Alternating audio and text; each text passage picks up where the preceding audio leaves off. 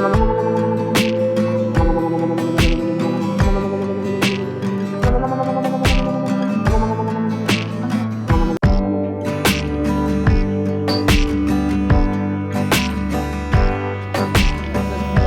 चला हात दाखवा.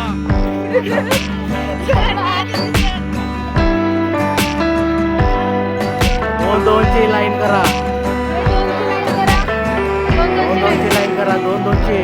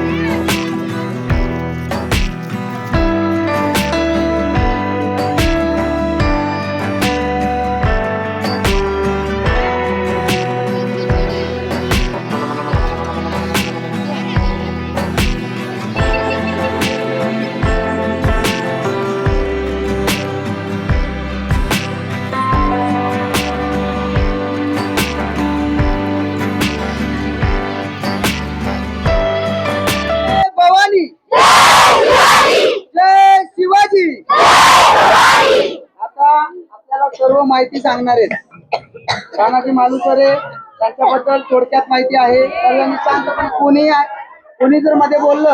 सिंहगडावरती आहोत. हा एक महत्वाचा मुद्दा आहे की या सिंहगडाच्या वयाचा अंदाज.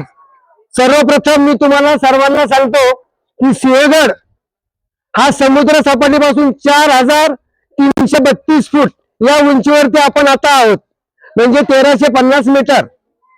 सिंहगडाचा परिसर हा 85 एकर मध्ये मोडतो. यामध्ये जिल्हा परिषद, पुरातन विभाग वगैरे वगैरे सगळ्या या ठिकाणी मिळतात. राहिला इश्यू, सिंहगड परिसरामध्ये आजही 179 प्रकारचे पक्षी पाहता येतात आपल्याला या ठिकाणी.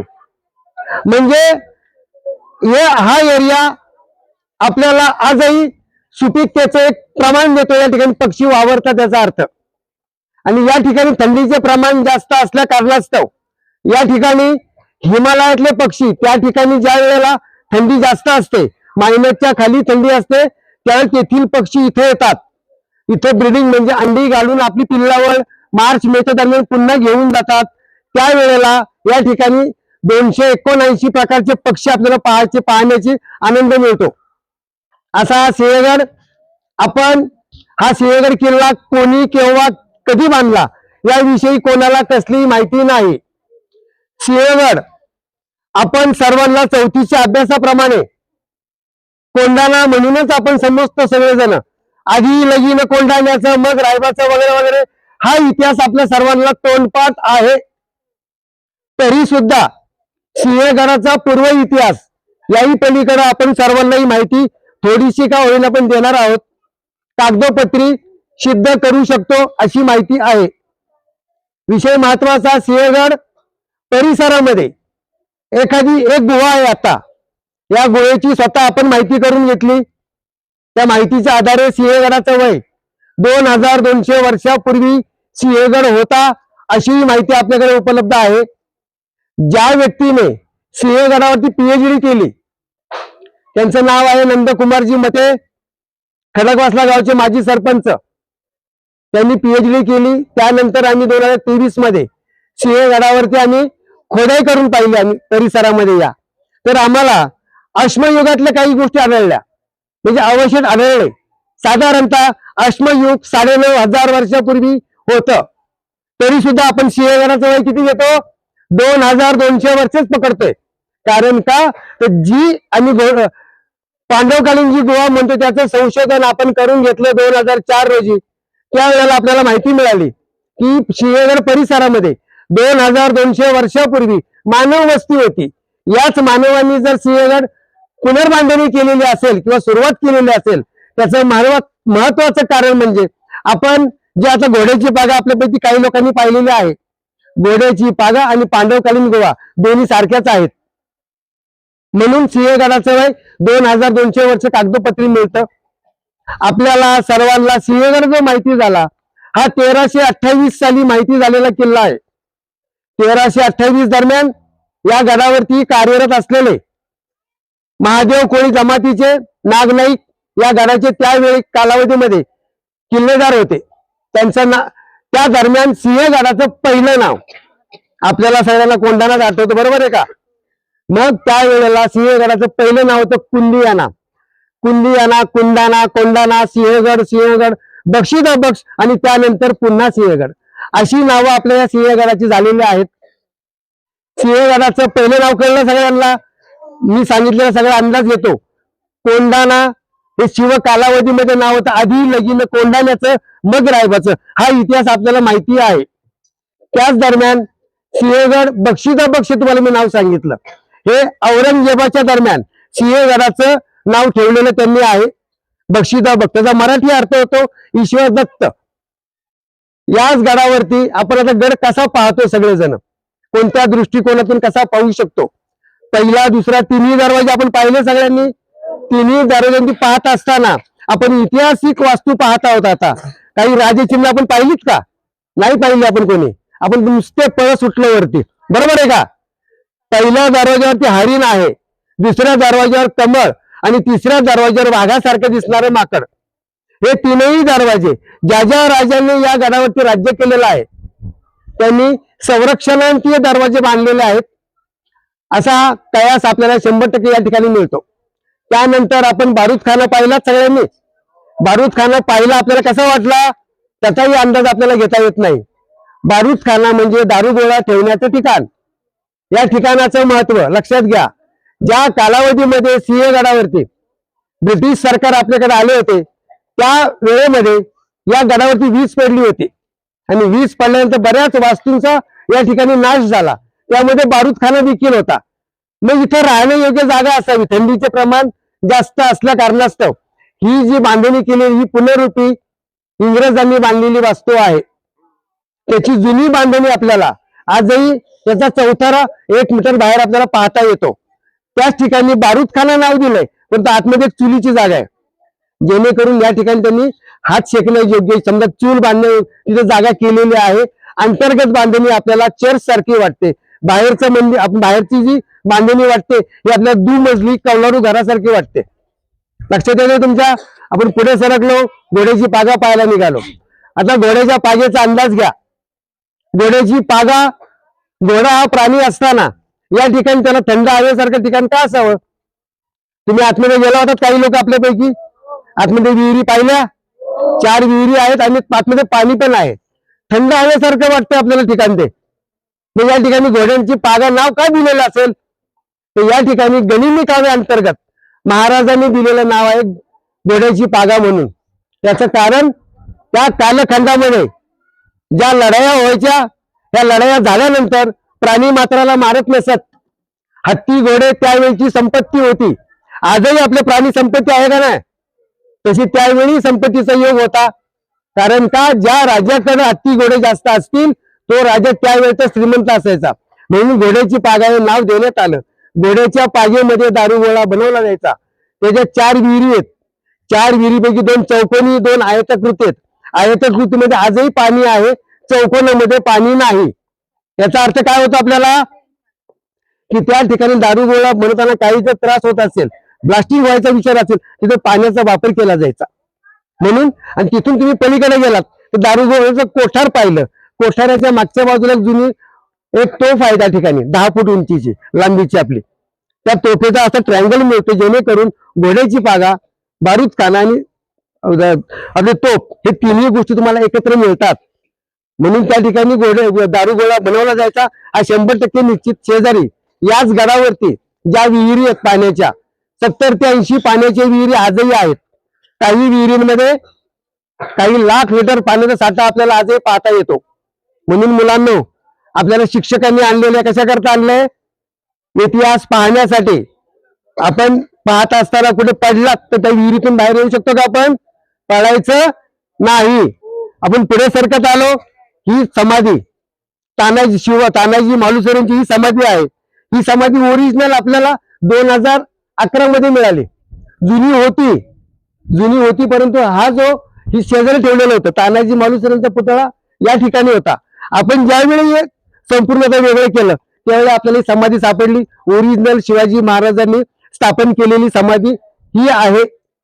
साधारणतः हा जो प्रत्येकी जो ताम्रपत्रावरील लिखाण केलेलं आहे या ठिकाणी शिवाजी महाराजांच्या कालखंडातले सालासह सगळा इतिहास या ठिकाणी दिलेला आहे. दुसरी नाण्याची बाजू एक लक्षात घ्या. आपल्याला सर्वजण सांगतात की शिवाजी महाराजांच्या कालखंडामध्ये एवढ्या मोठ्या तलवारी होत्या. काहींच्या तलवारी 50 किलो 60 किलो 20 किलो 30 काही आपल्याला सांगितलं जातं. याचा कोणाला अभ्यास मिळाला आजपर्यंत? आपल्यामध्ये काही लोक असे आहेत की ज्यांचे 50 किलो वजन आहे, 100 किलो पण आहे. ते 50 किलो वजन उचलू शकतात का डोक्यावरती? मग ती 100 किलोचा माणूस जर 10 किलोची तलवार फिरवेल का हातामध्ये? नाही फिरवू शकत. त्या ठिकाणी तो बोर्ड आहे बघा. त्या बोर्डवरती आजही ताम्रपत्रावरील तलवारींची वजनं दिलेली आहेत. शिवाजी महाराजांच्या कालखंडामध्ये सर्वात ज्या तलवारींची आवडती तलवार होती त्या तलवारीचं वजन होतं 1 किलो 700 ग्रॅम. धनुष्यामधला जो बाण होता त्या बाणाचं वजन देखील 200 ग्रॅमच होतं. जो भाला होता आपली हत्यारं कोणती होती? तलवार, ढाल आणि भाला. तर भाल्याचं वजन देखील 2.5 किलोच होतं.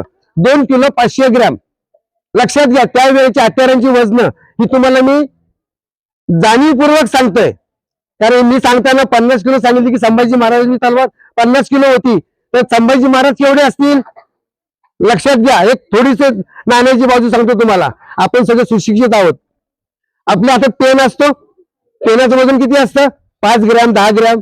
पण तुम्हाला 40 पानाची वही जर मी पाठपोट लिहायला सांगितली तर तुमची बोटं दुखतात का नाही? मग तलवार जर 10 किलोची फिरवली तर काय होईल? हात दुखणारच ना. मग आपल्याला लढाई किती वेळ करायची? दिवसभर करायची. म्हणून ही हत्यारं आपण शिवाजी महाराजांनी सर्वप्रथम त्यांच्याकडे जी तलवारी होत्या या 2.5 किलो 3 किलोच्या होत्या. परंतु आयात निर्यात पोर्तुगीजांकडून घेतलेल्या या तलवारी त्यांनी आहेत. हा इतिहास सांगतोय आपल्याला सगळ्या इथं. मी माझ्या पद्धतीने काही सांगत नाही. याच ठिकाणी आपण हे पाहिल्यानंतर शेजारी अमृतेश्वरांचं मंदिर आहे. शिवाजी महाराजांनी स्थापन केलेलं अमृतेश्वरांचं मंदिर. त्या ठिकाणी आत्मंच्या 2 मूर्त्या आहेत. काळभैरवनाथ काळभैरवी अशा दोन्ही मूर्त्या आहेत. त्यानंतर आपण गडावर पिण्यालायक पाण्याची विहीर त्याला आपण काय म्हणतो? देवटाक. त्या ठिकाणी मारुतीचं एक मंदिर आहे. हे मारुतीचं जे मंदिर आहे हे रामदास स्वामींनी स्थापन केलेलं आहे. त्यानंतर कल्याण दरवाजा तुम्हाला इतिहासानुसार या गडावरती तानाजी मालुसरे घोरपडीच्या मदतीने गडावरती आले. तो हा सिंहगड कोंढाणा. आणि त्यानंतर काही दोर तुटले गेले. दोर तुटला. आपले सैनिक खाली राहिले. तानाजी मालुसरे काही निवडक सैन्यासह गडावरती होते. लढाई सुरुवात झाली. त्यांनी स्वतःहून सांगितलं की काही सूर्याजी मालुसरे तुम्ही आणि सेलार मामा कल्याण दरवाजाला या. कल्याण दरवाजा तुम्हाला कोणीही सहाय्य करतील त्या ठिकाणी तुम्ही आतमध्ये येऊ शकता. म्हणून इथून पुढे गेले की कल्याण दरवाजा आहे. हा कल्याण दरवाजा इंग्रजी यस या अक्षरासारखा आहे. त्याची प्रथम डागडुजी ज्यांनी शनिवार वाडा बांधला पहिले बाजीराव यांनी केलेली आहे. म्हणून त्या ठिकाणी हत्तीच्या सोंडेमध्ये हार हे राजचिन्ह आपल्याला आजही पाहता येतं. शेजारी टेकडीवादाची जागा आहे. या गडाचे किल्लेदार तानाजी मालुसरेंबरोबर लढत असलेले त्यावेळेचे उदयभानजी राठोड यांची समाधीवादा जागा त्या ठिकाणी आहे. त्याच ठिकाणी त्यांना सेलारमामांनी मारलं आणि त्याच दारोने तानाजी मालुसरे यांचे भाऊ सूर्याजी मालुसरे आले. आपण तिथून अलीकडे आलो, तानाजीच्या समाधीच्या अगदी पाठीमागे गेलो आपण, की जिथून तानाजी मालुसरे घोरपडीच्या मदतीने या गडावरती आले ते ठिकाण आपण पाहतो. पुढे सरकलो, तलावंतींची जागा लक्षात घ्या. तलावंतींची जागा तुम्हाला म्हटल्यानंतर मनात थोडीशी चेलबिचेल होते का नाही? आजही आपले सैनिक बॉर्डरवरती असताना त्यांच्या अंगात काहीतरी कलागुण असतात. कोण नाचतं, कोण गातं, कोण काही अभंग म्हणतं. तशी याला कलावंतींची जागा म्हटलं, याचा अर्थ आपले सैनिक जे कंटाळवाने जीवन जगत असत रक्षणाचं करत असताना आपण त्यांना कंटाळवाने म्हणून त्यांचं कर्तव्य असतं. त्या कर्तव्य अंतर्गत त्यांना त्या ठिकाणी कलावंती तुमच्या अंगातील कलागुण दाखवण्याची जागा, त्याला आपण कलावंतीची जागा म्हणतो. त्या ठिकाणी गेल्यानंतर वरून खाली पाहत असताना आपल्याला एक 4 घरांचं गाव दिसेल बाळांनो. त्या गावाचा जर इतिहास शोधला तर ज्या नागनायकांचा मी उल्लेख केला होता ते नागनायकांचं घर त्या ठिकाणी घराचा चौथरा आजही आहे. तानाजी मालुसरेंनी या गडावरती प्रवेश करण्या अगोदर त्यांनी देवीचा गोंधळ केला होता. ते ठिकाण आपण तिथं पाहतो वरून.